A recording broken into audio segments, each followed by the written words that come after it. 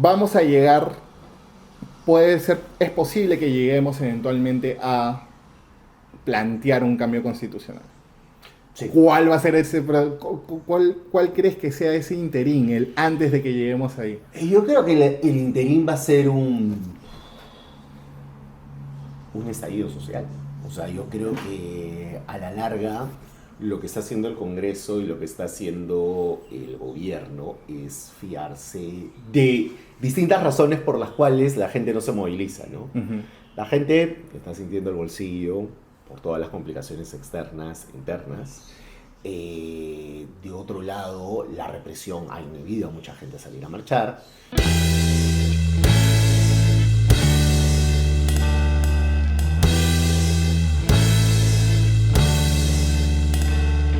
Hola votantes, bienvenidos a una nueva edición de este podcast. El día de hoy tenemos un invitado súper chévere. Él es docente universitario, politólogo y autor de lo que esperamos sea una saga extensa de libros que empieza con El último dictador y ha continuado con Los herederos de Fujimori. José Alejandro Godoy, bienvenido. Gracias por estar aquí. ¿Estás? No, gracias por la invitación. José Alejandro, ¿por dónde empezamos? Creo que por lo más caliente en este momento es la bicameralidad que se ha discutido anoche en el Congreso.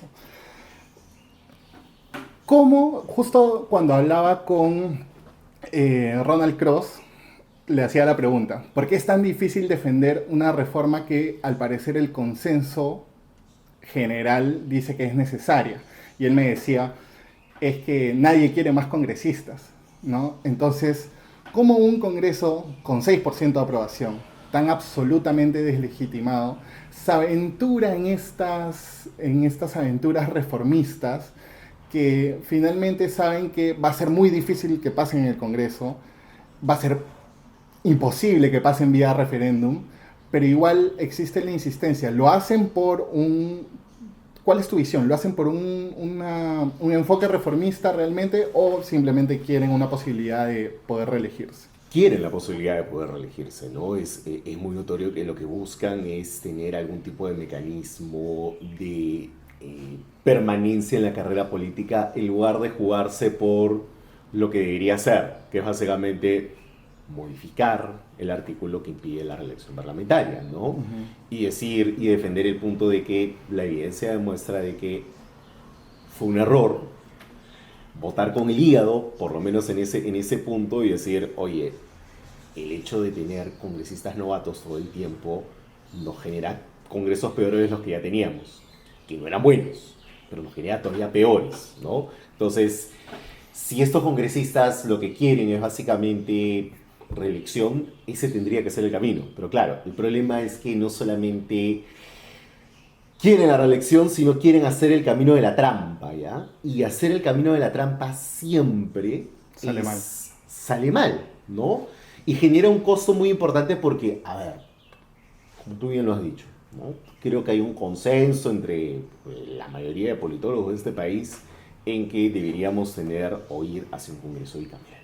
¿Ya? Pero expliquemos bien esa parte. ¿Por qué es necesario un congreso bicameral? Porque es necesaria una instancia de control legislativo por algo más que eso. Por varias razones. Ajá. Una primera, tú necesitas un congreso que pueda procesar de modo mucho más tranquilo las leyes. O sea, el Perú no tiene un problema de leyes rápidas o de necesidad de leyes rápidas. El Perú lo que requiere son normas que respondan a la realidad, de un lado, requieren normas que impliquen también que, digamos, haya un mayor procesamiento o un mayor pensamiento por parte de los congresistas. De la labor legislativa. Exactamente, ¿no? Requieres tener además separados los mecanismos de control parlamentario y requieres repensar y realmente meditar si aquellas instituciones cuyas designaciones dependen del Congreso deberían seguir dependiendo del Congreso. Entonces, claro, todo ese armazón implica una cirugía mayor, implica cambiar un montón de artículos de la Constitución, implica tomar un montón de decisiones. Y esas decisiones, al parecer, en este Congreso o en esta clase política, no sé si sea la palabra difícil tomarlas, sino que difícil hacerlas bien, al parecer, ¿no? O sea, tenemos una clase política que, pucha, parece que, no sé si es que la palabra sea que le gusta ser irresponsable, pero peca mucho de eso, peca de generar cosas rápidas, populistas, eslóganes, cosas que generen titulares y que le generen una visibilidad en medios, pero no necesariamente son reformas que efectivamente son bien pensadas, bien diseñadas en todo caso. ¿Cuál sería, según tu punto de vista, si ya estamos pensando en bicameralidad o se está discutiendo la necesidad de la bicameralidad, ¿cuál tendría que ser ese diseño mínimo básico? Porque, por ejemplo, en Italia tiene un parlamento bicameral también, Ujú. pero que es muy simétrico en sus funciones.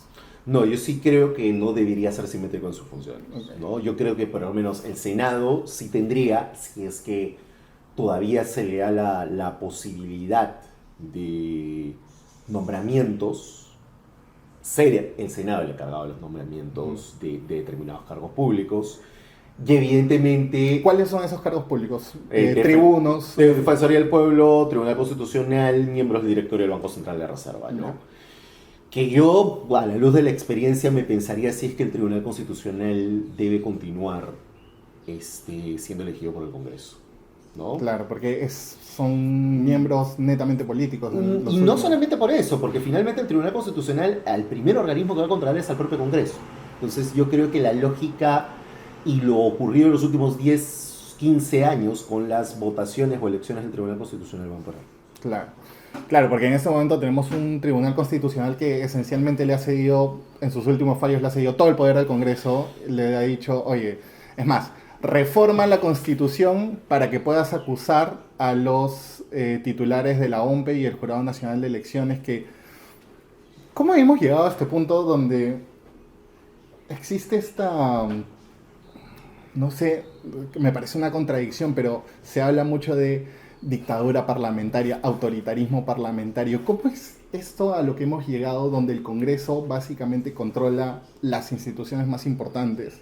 Defensoría, TC, controla el Ejecutivo claramente, ¿no?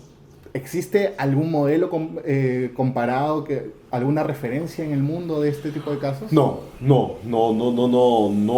hay nada hasta ahora, o ni siquiera en América Latina, que te indique que haya ese nivel de búsqueda de copamiento, ¿no? Pero es una búsqueda de copamiento que realmente está bien pensada, porque responde a una estrategia de actores que paradójicamente son débiles, todos, Ujú. pero ¿cuál es la intención acá? Yo creo que hay dos. Una primera es controlar el proceso electoral del 2026, porque evidentemente en estas circunstancias Sí. nadie va a querer adelantar elecciones. Y lo segundo es ver la posibilidad de salvarse de la casa. Y estamos hablando en este caso de Boluarte y Otaro, No, yo creo que es todo el elenco político. todo el elenco político. Todo el elenco político. Claro, entonces ya están respondiendo no solamente a intereses políticos de su pequeña tribu, sino ya Hay estímulos, absolutamente personales. hay estímulos para eso. O sea, tienen los estímulos para comportarse cortoplacistamente y buscando una situación judicial. Justamente mencionabas la votación con el hígado que se hizo respecto a la no reelección de congresistas. Pero si retrotraemos un poco, la gente vota con el hígado en contra de la reelección justamente porque teníamos Vitochos, Chacón, Mulder, que no necesariamente tenían las formas más democráticas en ese último Congreso 2016. No, o sea, estamos completamente de acuerdo que, claro, los congresos anteriores, pero sobre todo el 2016-2019, era ese congreso en particular, tenía la misma vocación abayazadora que este congreso, Claro. ¿no? Entonces, sí, o sea, no es que, digamos, eso salió de la nada, ¿no? El voto de castigo por la no reelección Ujú. aparece Justamente por esa actitud. por esa actitud, Ujú. ¿no? Pero justamente, más bien, lo que se debió dejar es la posibilidad de que se reelijan o no, y que sea la gente la que castigue y sancione. Que ese era lo que pasaba, porque en Perú tenía la tasa de reelección más baja de la región. Exactamente. O sea, ya ocurría eso. 15-18% de América Latina. Claro, entonces ese fue un momento, uno en el que Vizcarra también quería revalidar toda esa popularidad que estaba alcanzando, porque fue básicamente, ese referéndum fue la elección de Vizcarra como presidente. No, claro. Simbólicamente. Y él necesitaba esa legitimidad Claro, de origen, ¿no? claro. Él necesitaba esa legitimidad de origen y él necesitaba de alguna u otra forma decir, yo empato con cierto sentido común y con cierto hartazgo de la gente. Claro, le fue y le dijo al Congreso a ella, ¿sabes qué? Mira, a mí me aprueban más que a ti, ¿no? Entonces, y los resultados fueron inobjetables en todo caso. Keiko dijo en campaña que aspiraba a una demodura. A pesar de que no ganó, y otra vez vuelvo a este tema del modelo de autoritarismo parlamentario que parece que no tiene ninguna referencia en otro lado, ¿cómo se sale de ese entrampamiento en todo caso? ¿Tú crees que cuando hablaba con Carlos León Moyal me decía, se necesita alguien fuerte, alguien con bastante aprobación, porque igual la política en el Perú es antropomórfica, ¿no? Se basa en la imagen de una persona, en el nombre de alguien más. ¿Tú crees que esa sea la única salida posible? Porque estamos viendo reformas, este Congreso, cualquier reforma que quiera hacer, no va a tener legitimidad, ¿no? Si la clase política en general no tiene grandes luces, entonces tendríamos que esperar una elección. ¿Tú crees que tendríamos que esperar una elección nueva cuando sea, ojalá sea el 2026, porque se ve cada vez más lejana, a que venga alguien fuerte y diga, ya, ¿sabes qué? Vamos a ordenar esto? ¿O hay alguna otra salida? ¿Ves alguna otra salida? A ver, lo que pasa es que, claro, el resultado siempre depende de finalmente quién integra ese Congreso, ¿no? O sea, y quiero ponerte el ejemplo comparado como para que lo podamos entender todos, ¿ya? Uh-huh. El caso de Chile, ¿ya? Tenías consenso en que tenías que salir de la Constitución de Pinochet, y ese consenso sigue hasta el día de hoy. Tienes consenso en relación con que tienes que encontrar algún tipo de fórmula que tenga algún tipo de representación extraparlamentaria para hacer el proceso. Pero claro, el primer proceso de ensayo de la Constitución sale mal porque, de un lado, tienes constituyentes que no se toman el proceso en serio, ¿no? Y terminan, pues, generando un texto que no es consensual. Claro. No, y cayeron justamente en esta lógica avasalladora de la que hablabas de los congresos peruanos, porque al final sacaron más de 2/3 los Claro. oficialistas chilenos de ese momento. Bueno, en ese momento no eran oficialistas, posteriormente. Claro. Que la izquierda chilena saca más de 2/3, entonces no tenían que negociar nada y lo dejaron súper claro. Dijeron, no, acá nosotros vamos a poner la música, dijeron. Exacto. Entonces, claro, la gente vio eso y salió súper mal y ahora se les voltea la torta. Entonces, qué bueno que me hayas puesto el ejemplo chileno, porque ¿tú crees que eventualmente lleguemos a un proceso parecido? ¿Cómo están las cosas? Es que yo creo que a la larga vamos a tener que llegar a un proceso parecido. Con este elenco difícil, ¿no? Pero en algún momento sí vamos a tener que llegar a este proceso. Y claro, evidentemente hay un temor lógico Obvio. sobre lo que puede salir de eso, ¿ya? Y no solamente es un temor por lo económico, ¿ya? Claro. Porque, a ver, No, hay, en lo que, o sea, social hay, también. hay que decirlo claro, ¿no? Hay un trauma nacional llamado la García.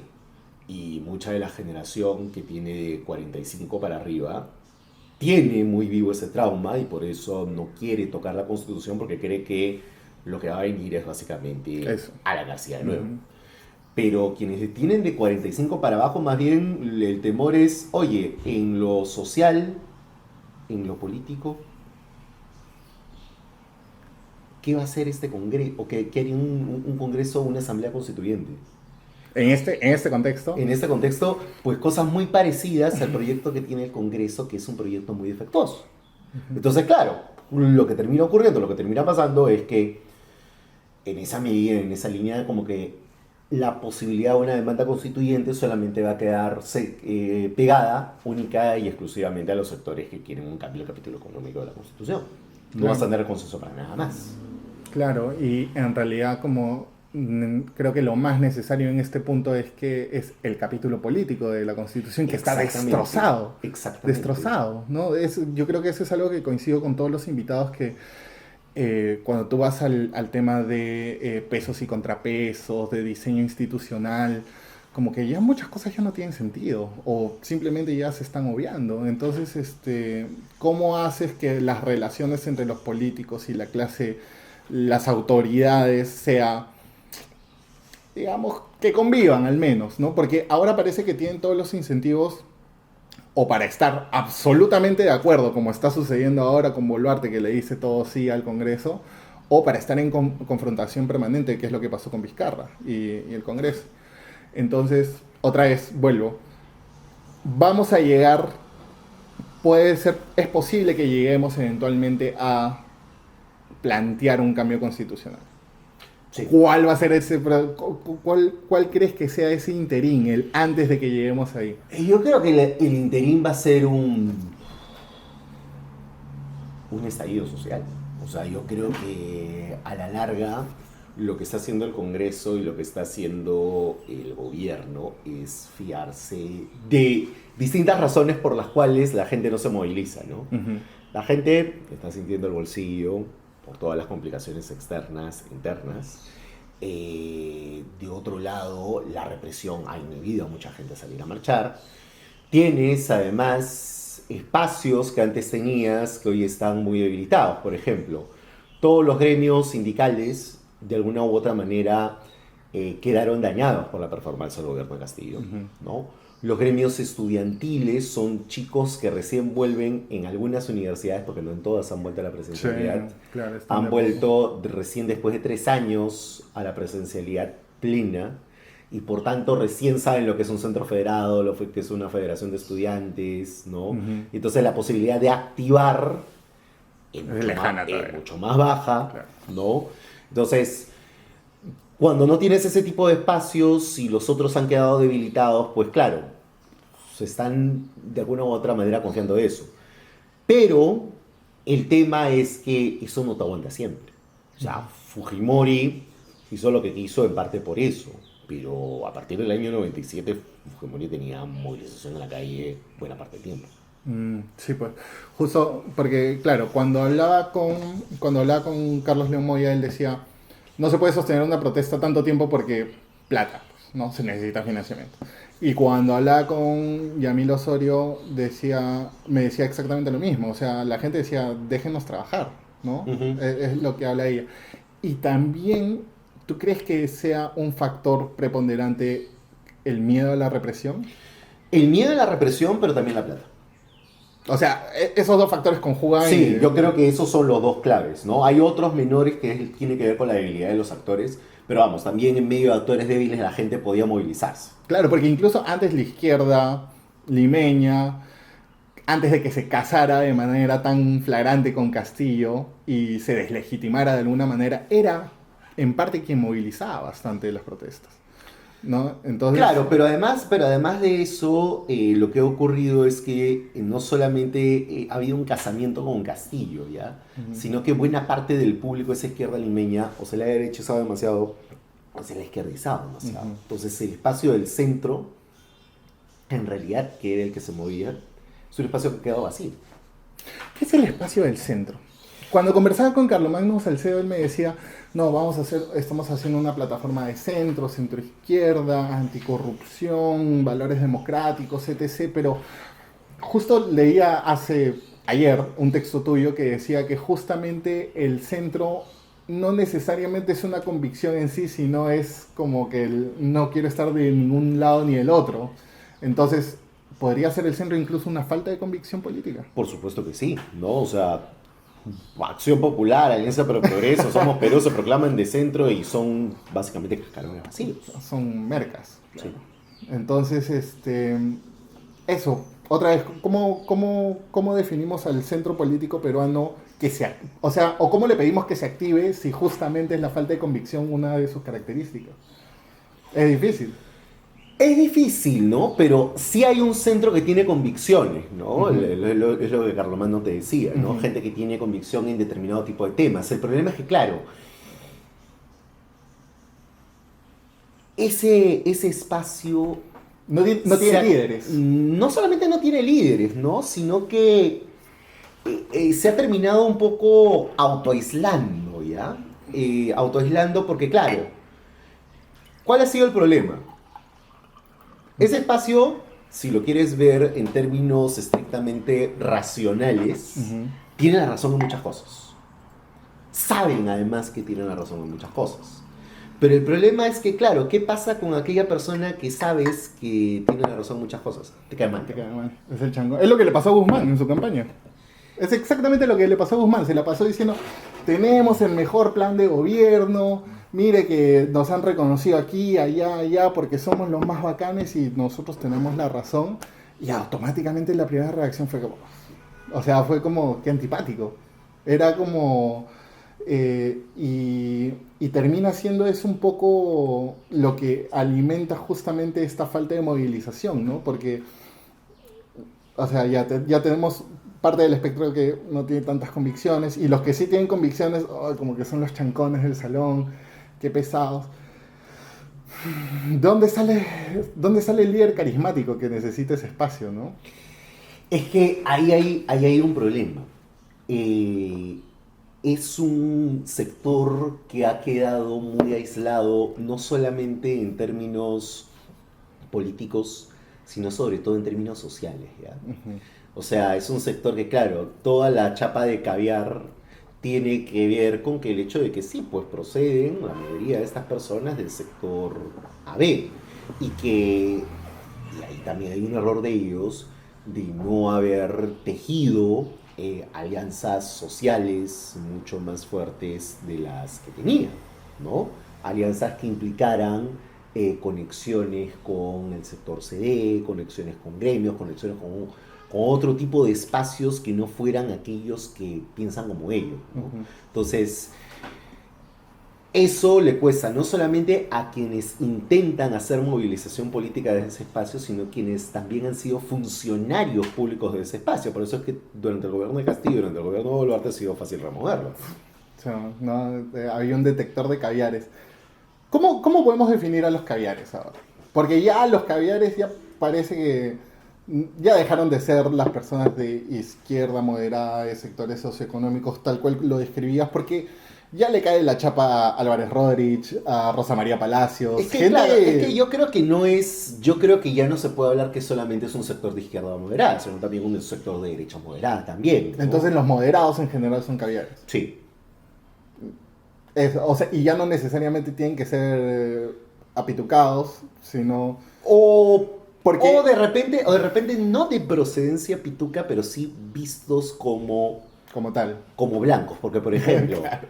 a ver, a veces tú puedes tener un origen relativamente, si quieres ponerlo en cierto tipo de lenguaje proletario, Ujú. pero ya, tus papás hacen el esfuerzo, te meten a un buen colegio, encima te becan, y ya pues el colegio Claro. te eleva puntos. O has estado en un colegio mediano y más bien es la universidad, Y o sea, llegaste a la entras a la católica, católica o claro. entras a la Pacífico o entras a algún otro tipo de espacio educativo y ahí es donde, este, entre comillas, te blanqueas Claro, a ojos de otra persona. ¿No? claro, Entonces, claro, ese tipo de cuestiones aparecen ahí. claro. Porque a mí, personalmente, a mí me pasa en TikTok. Sí, cuando critico a Castillo soy botaper promedio, pero cuando critico a los conservadores soy caviar promedio y me mandan inbox diciéndome, tú, blanco, ¿qué te has creído para decirnos lo que tenemos que pensar? Y es como, no estoy diciendo lo que tú tienes que pensar, te estoy diciendo lo que yo pienso, esencialmente. Ujú. ¿No? Entonces, sí, pues hay una falta de legitimidad de parte de esos sectores también. Entonces, estamos hablando de un caldo de cultivo de ilegitimidades al por mayor, porque la izquierda ha perdido legitimidad post Castillo. La derecha, que ahora controla en parte al Congreso y varias instituciones, es súper antipática porque no deja de demostrar el poder que tiene, no tiene ninguna vergüenza en demostrar ese poder. Entonces, y estamos hablando de un centro o unos caviares en todo caso que justamente no han tejido redes en niveles socioeconómicos más bajos, por así decirlo. Entonces otra vez volvemos al inicio, ¿no? Ujú. ¿Quién tiene legitimidad en el Perú? Nadie. Nadie. Nadie, porque todos están velando por su propio interés y un dato adicional de la realidad, ¿no? O sea, este es el país con mayor desconfianza interpersonal de América Latina. Entonces no confías más allá que tu mamá, tu papá, tu pareja, tu hermano o alguno de tus hermanos, algún amigo cercano y chao, no hay más, no hay la... Incluso a tus patas que te escriben después de tiempo, lo primero que dices que quiere. ¿Qué favor me vas a pedir, no? ¿Cuántas tarjetas tengo que comprar? No, sí, Claro. es maleado. ¿Y tú crees que, avanzando un poco ya, tú crees que el fujimorismo esté justamente jugando a esa falta de legitimidad? Te voy a plantear un escenario, justo lo leí en el Twitter de Ronald Cross y me pareció por lo menos llamativo, que decía, vamos a llegar a una primera vuelta en el 2026 donde todos los partidos por falta de legitimidad van a sacar 4%, no van a pasar la valla, no van a pasar la valla, y de repente viene el fujimorismo con su 15% duro que siempre tiene y llega a segunda vuelta de nada. O con su 10% O con su duro. 10% duro. Sí, por supuesto, eso es una posibilidad, ¿no? ¿Y tú O crees sea, que estén jugando a eso? Por supuesto que sí. O sea, yo O sea, creo, lo tienen claro. Yo creo que ellos tienen claro que con poco pueden avanzar, ¿no? O sea, incluso en su peor momento, que es este, pueden, y por eso es que se están desmarcando de la derecha más extrema por rato, ¿no? O sea, diciendo, sí, somos derecha, pero no somos tan López Aliaga. Claro. Que eso también le conviene a López Aliaga, justamente, porque ya la diferenciación está súper clara. O sea, al principio tú podías decir, por lo menos en las elecciones del 2021 tú podías decir, como que hacía sentido si es que López Aliaga, Keiko y Hernando de Soto formaban una plancha incluso, ¿no? Pudo haber hecho sentido en ese momento. Pudo haber hecho sentido en ese momento, yo creo. Ahora que, ya no. Ahora es está mucho clara. más difícil. Ahora está No digo, clara, no digo que sea imposible, ¿no? Claro. Este es un país en donde todo puede ocurrir, Sí. pero es mucho más difícil. ¿Y tú crees que la posición fujimorista, la última de empujar el adelanto de elecciones, haya sido bajo el cálculo de esto no va a ocurrir, pero vamos a quedar como, oye, lo intentamos, ¿no? Yo creo que el cálculo más bien es esto va a ocurrir y este es el momento que nosotros tenemos para volvernos a posicionar, ¿no? Ujú. Yo creo que más bien ese fue el cálculo hasta Y- que finalmente se dieron cuenta que no había los votos, ¿no? Claro. ¿Y te parecía real esa postura de Keiko de decir, no voy a postular ahora para el adelanto, pero ella pensando, porque lo que se especulaba, nunca se confirmó, se especulaba que ella iba a ir como cabeza de lista en Lima? ¿Te parecía real eso? Yo creo que a la luz del problema de salud que tuvo, sí me parece real. Ah, ya. O sea, O sea, yo creo que sí, pues no todo es política al final. no todo es política al final, ¿no? O sea, finalmente, claro, si tienes un diagnóstico de salud como el que ella Ujú. tuvo, creo que parte del cálculo era ese, ¿no? O sea, Ujú. es decir, me aguardo un rato, veo cómo me va y veo un poco cómo hago que el barco sobreviva, ¿no? Sin mí. Claro, claro. Sí. ¿Y tú crees que está a la dura del fujimorismo como Marta Chávez? ¿Tú crees que vuelva al elenco o crees que contaminaría un poco ese intento de diferenciarse con López Aliaga? Porque ahí es donde Lo se que pasa funden, es que, creo. claro, o sea, yo no veo a Marta Chávez volviendo al fujimorismo partidario, ¿ya? Ya. De hecho, yo creo que ella, para todo fin práctico, se ha retirado de la política, ¿ya? Lo que sí hay es que ese votante fujimorista duro probablemente sí mira a López Aliaga, Sí. ¿no? O sea, porque es un votante mucho más fanatizado, ¿no? Que está en otra y que quiere... Ya en ese sentido ya está en el punto de no me importa que sea Keiko quien fuere, pero quiero acabar con esta guerra cultural, ¿no? Que es un poco el rollo que está detrás. Ese es un tema chévere. ¿Qué es la guerra cultural de los conservadores? ¿A qué van cuando hablan de esta es la batalla cultural, la batalla por nuestros principios? Porque se han victimizado de alguna manera. Ellos lo que quieren básicamente es tener o que no exista ninguna izquierda, ¿no? Ujú. O sea, en el sector conservador más duro, ¿no? Hay conservadores que sin duda alguna tienen una convicción democrática y creen que efectivamente hay espacio para todos, ¿no? Claro. Y en esa base, bueno, que la gente determine.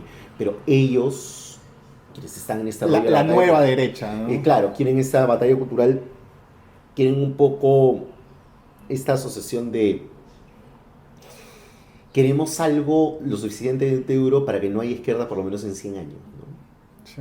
Entonces, eso también te deja claro que no necesariamente tienen convicciones democráticas. Para nada. Para nada. Para ¿no? nada. Entonces, ¿y cómo te has dado cuenta de esa contradicción que hay, de esta confluencia de la nueva derecha entre conservadores y libertarios, ¿no? Donde hay varias contradicciones, porque los conservadores no necesariamente les quita el sueño todo este tema del libre mercado, ¿no? Les gusta, sí, pero lo que más ellos plantean es como un tema de control social, control de libertades personales, que es la antítesis del rollo libertario. Es que yo creo que muchos de quienes se dicen libertarios son en realidad Conservadores. conservadores, para comenzar, ¿no?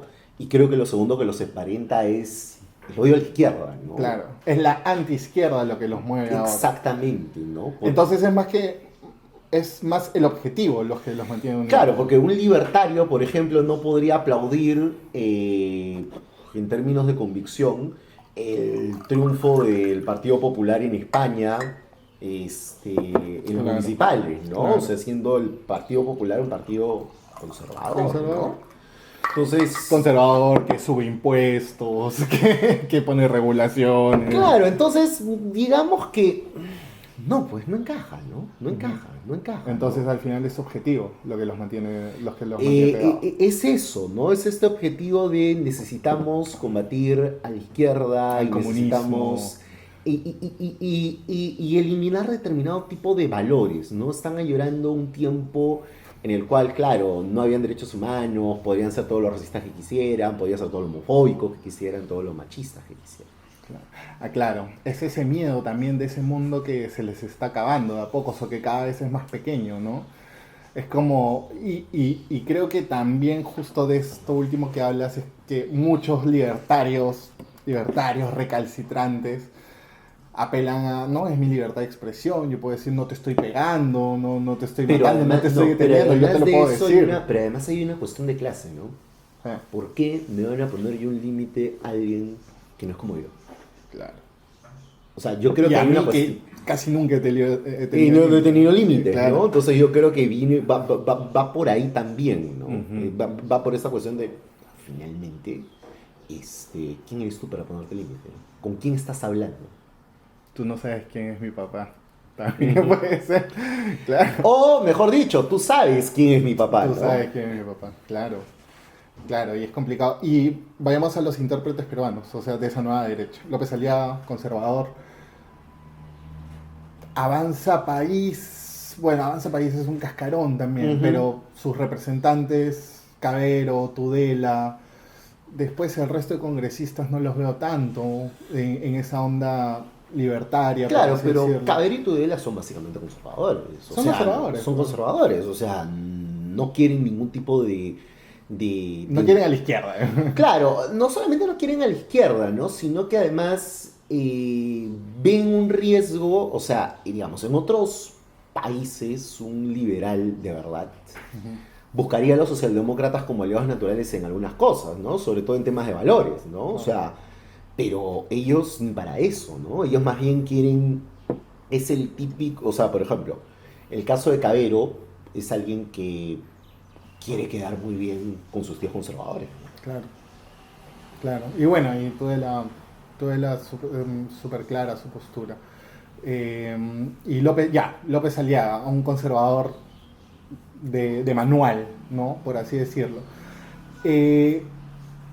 ¿Cómo crees que le vaya en la municipalidad de Lima? Ya tiene 6 meses, su aprobación sigue cayendo. ¿A qué responde en primer lugar? Creo que esta caída de popularidad tan inmediata no es porque seas de izquierda o de derecha. Creo que es en general algo que le está pasando al poder a nivel global, que el poder se desgasta súper rápido. ¿Tú crees que a eso responda o responde a las características de la forma de gobernar de López Aliaga en estos 6 meses? No, yo creo que responde más a lo segundo, ¿no? Las características de gobernar López Aliaga, que es básicamente Castañeda 4, ¿no? Claro. Entonces, si Bueno, vas a hacer... toda su administración municipal es reciclaje de castaña de Solidaridad Nacional. Claro, entonces si tú vas a hacer lo mismo que hace 20 años con una ciudad que tiene otro tipo de demandas y vas a jugar a los golpes de efecto tipo la playa en el parque zona de Huiracocha o cosas de o el campo ferial en Huerta Perdida. O el tanque de agua en el cañito. Bueno, o sea, ¿sabes qué es lo más curioso? Es que ni siquiera ha mentido López Aliaga. No. O sea, él está haciendo exactamente lo que dijo que iba a hacer. O sea, claro, él lo que cree es, oye, yo soy una persona que se le ocurren estas ideas, yo tengo la plata para llevarlas a cabo, por tanto las voy a hacer. Claro. Y entonces, claro, como está rodeado de un círculo de personas en las cuales la posibilidad de crítica es muy baja, entonces nadie le dice, oye, Rafael, estás diciendo un disparate, ¿no? Entonces, claro, todos le dicen sí, claro, sí, porque, sí, o sea, sí. ¿Qué asesor no le dice, ¿cómo vas a inaugurar una piscina con arena? O sea, un asesor con 2 dedos de frente le hubiera dicho, hagamos algo mejor, demórate un poquito más, ¿no? Entonces, sí, pues hay un montón de gente para que salga a decir, mira, una promesa cumplida y presentar eso. No, y al final, ¿sabes cuál es el problema? Que la ciudad pierde otros 4 años, ¿no? O sea, más allá de lo que pase con López Aliaga políticamente, o sea, yo sí creo que la gestión que tiene lo complica de cara a continuar con un futuro político, ¿no? Sí, justo eso te iba a preguntar. O sea, la Municipalidad de Lima es una picadora de candidatos presidenciales. O sea, lo es desde el... Siempre lo ha sido. O sea, sí, siempre lo ha sido, no tanto, o sea, no solamente por el desgaste que puedes tener, sino también por el hecho de que efectivamente, digamos, fuera de Lima es bien difícil que vote por el alcalde de Lima, ¿no? Claro. Pero si a eso le sumas una gestión mala, pues... Claro. O sea, sí, pues una gestión que está pataleando ahí. Ya, siguiendo en este tema de la derecha, quisiera ampliar un poco el plano internacional.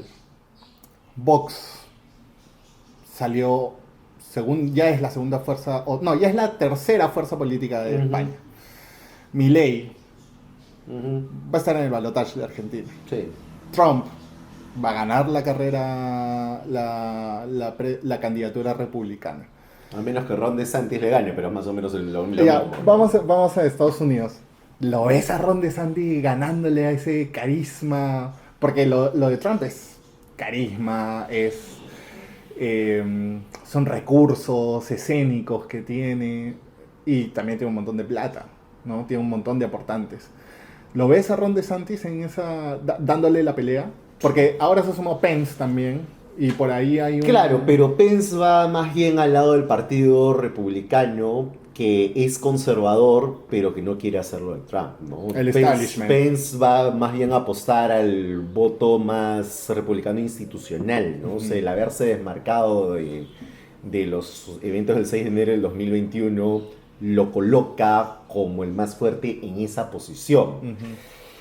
El problema es que, claro, gente como DeSantis y como Trump son mucho más carismáticos que Pence, ¿no? Entonces, por eso es que yo te decía, DeSantis es, creo, quien le puede ganar.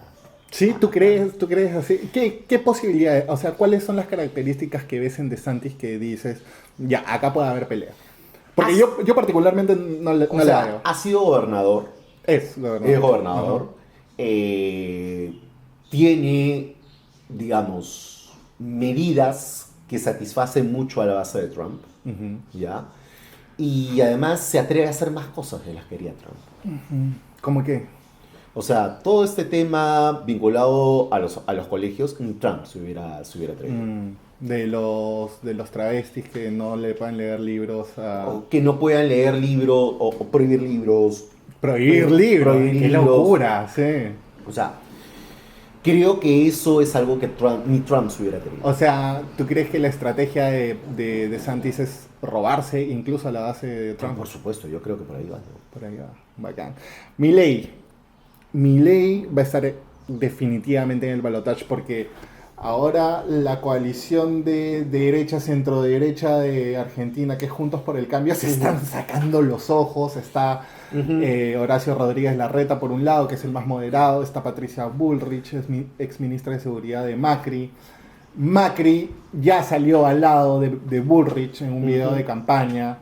Larreta ha traído a Espert, que es como el Hernando de Soto de Argentina, y lo ha invitado a las primarias. Entonces es un despelote. En el peronismo, otro despelote. Porque ya Cristina no sabe en qué otro idioma decirles a los peronistas que no va a postular. Porque cada vez que Cristina sale y dice no hay posibilidad de que postule, los peronistas se ponen en plan de creo que nos está diciendo que le pidamos que postule. ¿No? Como que están todavía con esa... Claro. Y Cristina ha dicho en todos los idiomas que no va a postular. Fernández ya dijo que no va a postular y todo el mundo, gracias, no vuelvas, ¿no? Como el meme ese de los Simpsons del señor amarrado en la tolva de un carro. Gracias, por favor, no vuelva. Y por ahí está Guado, que es un ministro actualmente. Grabois, que es alguien de la Cámpora, ¿sí? No es de la Cámpora, pero es alguien muy vinculado a Cristina, pero también sus mediciones son chiquititas, sus encuestas son bajitas.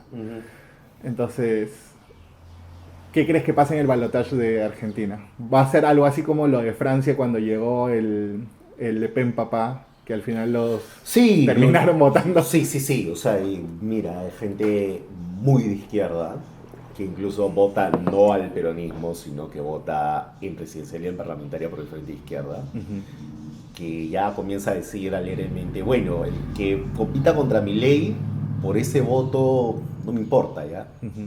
Pero, o sea, yo veo más al peronismo votando por el macrismo. Sí, sin ninguna duda. Más que al macrismo votando por el peronismo. Claro, y no solamente al peronismo, ¿eh?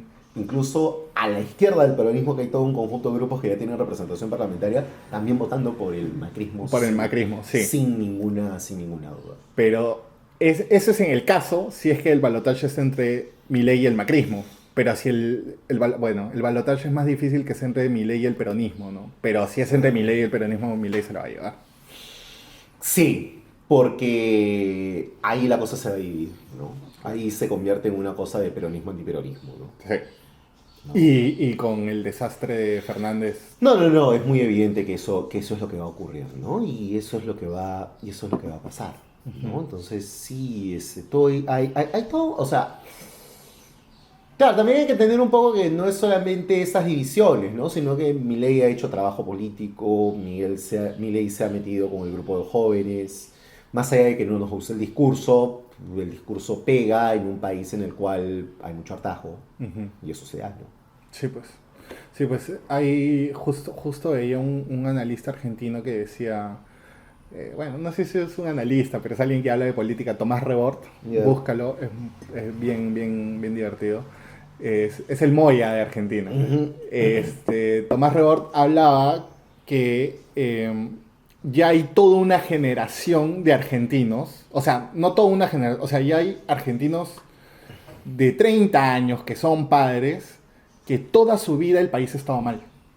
Sí, claro. Desde que nacieron el país está mal. Desde que nacieron Argentina está en crisis. Entonces es inevitable que para ellos, que viene un tipo e insulta a la gente, o sea, ya Milei no tiene ningún filtro. No, pero además de eso, que de alguna u otra manera los otros dos grupos representan a quienes han gobernado Argentina, ¿no? El peronismo de un lado y el macrismo del otro, es ¿no? la antipolítica, pues, ¿no? Entonces, claro, Milei es un poco para algunos, pues, o sea, evidentemente es un salto al vacío, pero para muchos es, bueno, ya, hay que probar con algo que no sea claro, estos dos. Voy a votar al que putea a estos dos, porque representa lo mismo que yo, ¿no? Y ahí es donde confirmamos que la política es netamente emocional, pues. Totalmente. Y por eso que aquellos que incluso con razón terminan cayendo mal. vayamos cerrando con la izquierda post-Castillo. Está la izquierda peruana en general, siempre se ha caracterizado, y justo Carlos León Moya decía, cuando conversábamos con él la vez pasada, decía que hay mucha nostalgia, pues, ¿no? De la izquierda, apelan mucho a estos tropos de la Guerra Fría todavía, ¿no? Como que todavía le tienen cariño a Rusia, y Rusia es un país conservador, pero hace rato, ¿no? Entonces, y bueno, no solamente la izquierda peruana, gran parte de la izquierda regional también, ¿no? Eso pasa con esta izquierda desfasada. Y con lo que se pensaba con la izquierda más moderna, el fracaso de Villarán los golpeó un montón. Y después trataron de revivir con Castillo, ¿no? Y uno de los aprendizajes era, este tema también ya lo hablamos con anterioridad acá, uno de los aprendizajes mal aprendidos, vale decir, era que con Humala, cuando Humala sienten que se les voltea, y era un Humala moderándose porque el ejercicio del poder se lo exigía, cuando sienten, lo abandonaron en meses. En 6 meses, pum, lo dejaron. Qué malditos. Sí, vamos, ya. A Humala lo dejan en meses, ¿no? Uy, se está volteando, se estaba moderando. Entonces, con Castillo parece que el aprendizaje fue no lo abandonemos tan rápido y se terminaron quemando con Castillo. Es que claro, el problema es que no tienen un proyecto propio. O sea, no han buscado construir un proyecto propio. O sea, a ver, buena parte de ese sector no tiene partido, no quiere tener partido por una cuestión de la política es un asco, no quiero, que es un poco lo que conversábamos hace un rato, que esta superioridad moral de ese sector al que le llaman caviar ha hecho que no tengamos ni un partido socialdemócrata ni un partido liberal. Sí, pues. De verdad, ya. Entonces, eso te lleva a esa primera cuestión. Una segunda es, ok, hay un sector que eligió ser el lado moderado de una izquierda como la de Verónica Mendoza. Ya. Y Verónica Mendoza... Que Verónica Mendoza no era moderada. Nunca fue moderada. Nunca fue moderada, pues. Ya, pero en 7 años tampoco Verónica Mendoza ha podido escribir un partido. Sí. Ahorita han vuelto al proceso. O sea, voy a que finalmente, claro, apuestas a proyectos en los cuales finalmente el dueño de la inscripción te va a madrugar. Claro. ¿No? O sea, es lo que les pasó conjunto con el exactamente. Entonces, si tú vas a estar en este rollo de, oye, voy a estar en un proyecto prestado, o voy a estar en un proyecto inviable, y no construyen o no se animan a construir mucho más que eso, pues van a estar subordinados a que venga el caudillo de turno y los llame, ¿no? Se llame Humala, se llame Castillo, se llame como quien fuere, ¿no? Entonces, eso por un lado. Y por otro lado, el problema con la otra izquierda es que esa otra izquierda sigue pensando en un esquema, pues, jurásico, ¿no? Sigue pensando en, o sea, lo más actual para ellos debe ser la crisis de los misiles. O sea, lo que pasa, claro, lo que pasa es que es una cosa que yo le preguntaba a chicos de mi generación, ¿no? Oye, ¿por qué siguen dándole vivas a Cuba o a Venezuela? Y es como que, bueno, pues, están con nosotros, ¿no? Y es como, ya, pero ustedes no son ellos y ustedes no quieren eso para el Perú. Sí, pero tiene que haber algo de solidaridad ahí, ¿no? Son procesos distintos, ¿no? Esa siempre ha sido la salida, ¿no? Entonces, claro, como que al final lo podían justificar, ¿no? Y es que en realidad, así como Carlos León Moya te decía, pues hay esta suerte de quedarse ahí. Y yo creo que el gran defecto que tiene la izquierda en general es la romantización. Romantiza todo. Romantiza al sector popular. Sí, a Castillo le decían a Mauta en campaña. No, pues, no puede decir eso. O sea, vamos, o sea, eran notorias y evidentes las eliminaciones de Castillo. Estaba en un partido como el de Cerrón y todos sabían quién era Cerrón. O sea, vamos, Verónica Mendoza se quiso aliar con Cerrón sabiendo quién era Cerrón. Parte su partido. O sea, vamos. O sea, estamos hablando de algo que no era desconocimiento, ¿no? Entonces, no pueden alegar desconocimiento. Y la romantización no es una excusa para alegar desconocimiento. Sorry. No puedes romantizar estas cosas. No puedes romantizar todo este tipo de cuestiones. Claro, claro. Y ahí es donde también las desilusiones les pegan más duro, pues, ¿no? Es que claro, al final, ¿qué es lo que pasa, no? Toda esta gente se ilusiona y se hace un fantasma, ¿no? Entonces ellos vieron... O sea, yo sí tengo la convicción que hay gente que no te lo va a confesar en público, probablemente sí lo haga frente a una cámara apagada, que dentro de la izquierda pensaba, yo voy a poder manejar a alguien tan limitado como Castillo. Claro, también existía esa aspiración, pues. Y creo que la misma convicción algunos la tuvieron con Humala.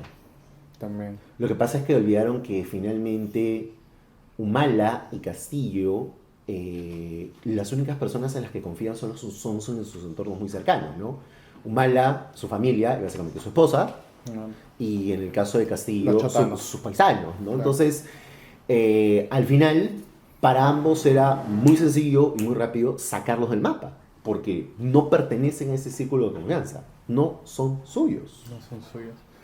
Entonces, no hay, o sea, no hay futuro próximo en la izquierda moderada, no hay futuro próximo en la derecha moderada, y vamos a tener estos polos todavía hasta que ocurra un estallido. ¿Esa es la predicción? O lo que puede ocurrir es que alguna de estas candidaturas o inscripciones nuevas prenda. ¿Tú crees que Vizcarra prenda? Sí, yo tengo mis dudas, porque finalmente el tema de la vacunación subrepticia sí es algo que le pega duro, independientemente de... Y es algo que no sabe explicar hasta ahora. No explica convincentemente, no tiene una historia, no tiene quien lo apoye en eso.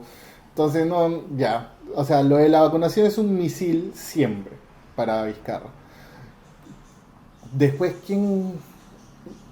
Porque Vizcarra...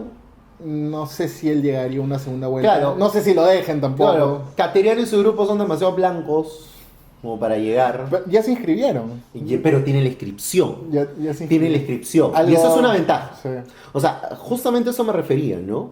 Que alguna de estas inscripciones nuevas o alguna de las viejas... Como el APRA. O como Somos Perú, o como APP, o como el mismo Acción Popular, porque pueda acoger a un candidato medianamente viable. Claro. Y ya en este punto de absoluta deslegitimidad, no, ya es una palabra muy complicada, ya, de baja legitimidad de absolutamente todos los actores políticos, alguien medianamente viable es una segunda vuelta tranquilamente. Por supuesto. Entonces, Acuña, no sé si tanto porque parece que va a postular el hijo. Claro, pero... Difícil porque es un partido familiar, claro. Es un proyecto político familiar. Claro. Somos Perú hace un buen scouting. Si vamos hablemos en términos futbolísticos. Claro, no. Por eso te digo, pues hay grupos que están un poco más al medio, que no tienen ningún tipo de convicción mayor, que pueden ser estos, o un grupo nuevo que presenta un candidato medianamente decente. El problema es que, claro, el otro problema es que en todos los espacios tienes un montón de gente que dice, yo la hago, yo quiero ser presidente. Sí, parece que ese es un poco la maldición de Perú. Estamos muriendo, ¿no, José? José Alejandro, te agradezco un montón por habernos acompañado. Se nos está acabando la batería, pero nada, yo creo que esta conversación podría, si se puede repetir, bacán, gracias por estar acá. Buenísimo, gracias.